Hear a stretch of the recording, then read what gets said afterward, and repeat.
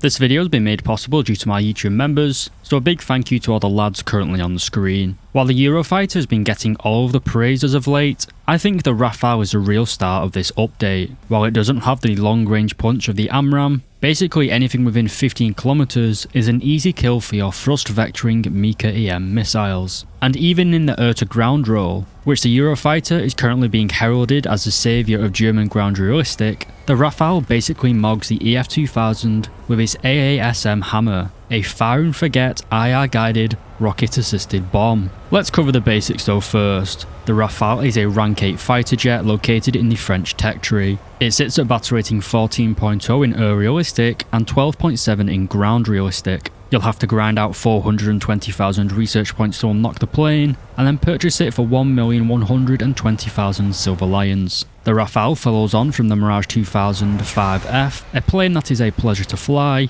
as it is also armed with the Mika and also has a helmet mounted display, meaning unlocking this plane is actually quite pleasant. Purchasing the qualifications for a top tier jet is also very important, as it drastically increases your ability to defend without overGing your pilot. For the expert qualification, it's going to set you back another 1,120,000 silver lions, and for the ace quali, it's 3,800 golden eagles. With the French tech tree being considered a minor nation, and not really being that great both in terms of air realistic and ground realistic, is it actually worth grinding out the Rafale? Well, stick around to find out.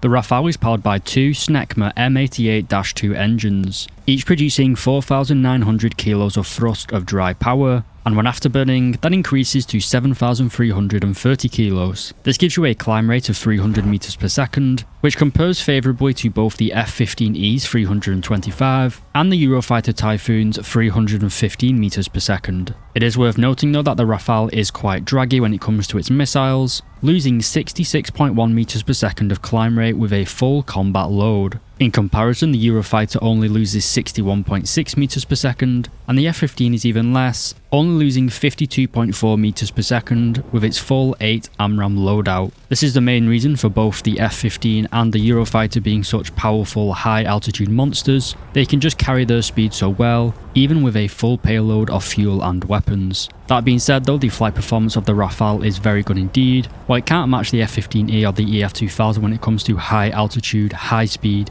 sustained manoeuvring, but it certainly is good enough for the mid and late stages of a match, when engagement distances are sub 20 kilometers, and you can put those fantastic Mika missiles to work.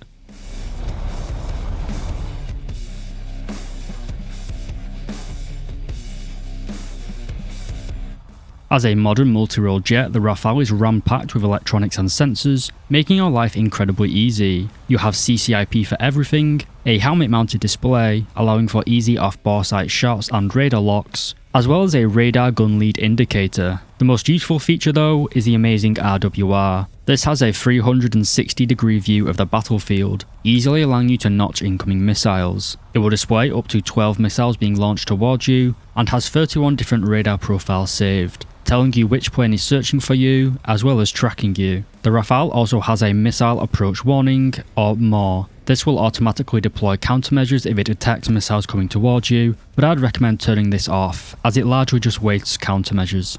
The Rafale also comes with the Thales RBE2 active electronically scanned array radar, which in real life is very impressive, but in War Thunder is practically indistinguishable from the regular mech scan arrays found on other top tier planes. It has 8 data link channels, allowing you to guide 8 missiles against 8 individual targets at once. While impressive, playing the Rafale the same way people play the F-15E or the EF-2000 is not advised. Sitting at high altitude and slinging missiles is not this plane's strong point. For air realistic battles, my recommendation is to use the Trackwell scan, use a search mode of 69x15, and use a radar range of 74 kilometers. The Rafale also comes with 3 separate countermeasure containers, the largest of which contains 112 pieces of chaff and cannot be altered. The remaining 2 can be filled with either chaff or flares, and due to the large amount of chaff already being carried in the dedicated pod, I'd recommend filling these 2 remaining pods with purely flares, giving you a combined total of 112 chaff and 52 flares. And in the mainly Fox 3 heavy meta at top tier at the minute, 52 fleurs is more than enough in my opinion.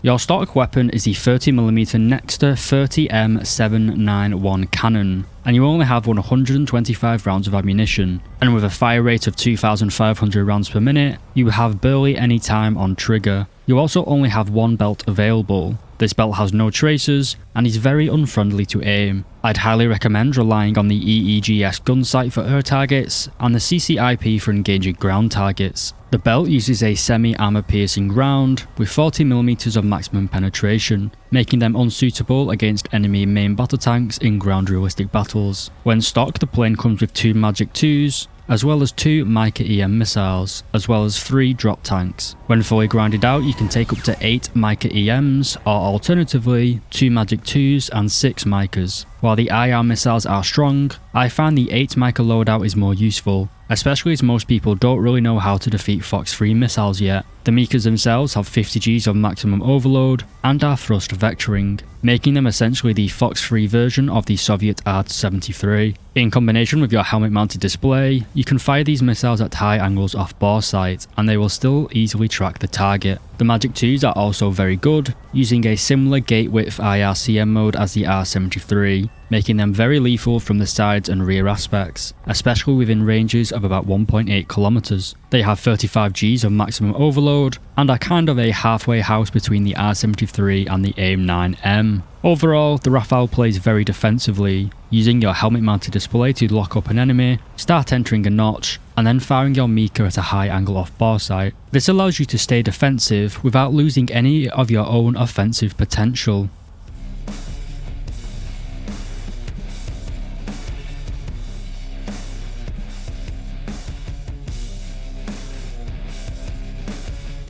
In terms of air-to-ground, the Rafale is again very good. Whereas the Eurofighter's weapon require a constant lock onto target, the Rafale can fire and forget its own air-to-ground weapons. Again, like the air-to-air capabilities, it allows you to stay defensive while sacrificing none of your offensive potential. That being said, the Rafale doesn't really have a huge variety of air-to-ground weapons, only coming with freefall, laser-guided, GPS-guided, and IR-guided bombs, with no ability to carry rockets or air-to-ground missiles. The main air-to-ground weapon you'll be using though is going to be the AASM-250, a rocket-assisted 250 kilo bomb. This comes in 3 variants. The SBU-38 is a purely GPS bomb, with no lock-on or mid-course adjustment to target available. The SBU-54 is a laser-guided variant, requiring a laser lock in the terminal guidance part of flight. And the final variant, the SBU-64, uses an IR seeker similar to the AGM-65D. The 64 variant contains 118 kilos of TNT, giving it 82mm of penetration. These are great for killing enemy tanks, as you can carry 3 per wing, for a combined total of 6 of these weapons. The SBUs are carried on the inner wing pylons, meaning that you don't even have to sacrifice any of your Mica EM missiles. This means you can take 8 Micas and 6 of the SBU-64s into a battle, allowing you a very potent air-to-ground and air-to-air loadout. The SBUs can also be released at speeds of up to Mach 1.4, which is actually above the wing grip speed for low altitude flight in the Rafale, but it does allow you to stay at high altitude, staying fast and slinging these off into the enemy spawn point. One criticism though is the relatively slow speed of the weapon. These are rocket assisted bombs similar to the American AGM-123 skipjack. They are by no means comparable to the Soviet KH-38ML, as they do not approach the enemy at high speeds. Instead, they loft themselves into the air and come down on top of the enemy. In many ways this is good, as it targets the weak spot of an enemy's roof, but as I said, it is a kind of a downside, as it gives the enemy plenty of time to get into cover, pop smoke, or for those bastard Panzer players to shoot them down. This is mainly an issue on the more urban maps in War Thunder, where you've got lots of like alleyways and stuff where tanks can escape the IR lock, but on the very rural maps of War Thunder like Maginot Line for example, these are fantastic air-to-ground weapons. Overall though, the SBU-64 is fantastic for close air support, and everything that made the Rafale great in air realistic is just as good in ground realistic, as there is now no warning diamond for your Mica EM missiles, allowing you to act as both close air support and combat air patrol at the same time.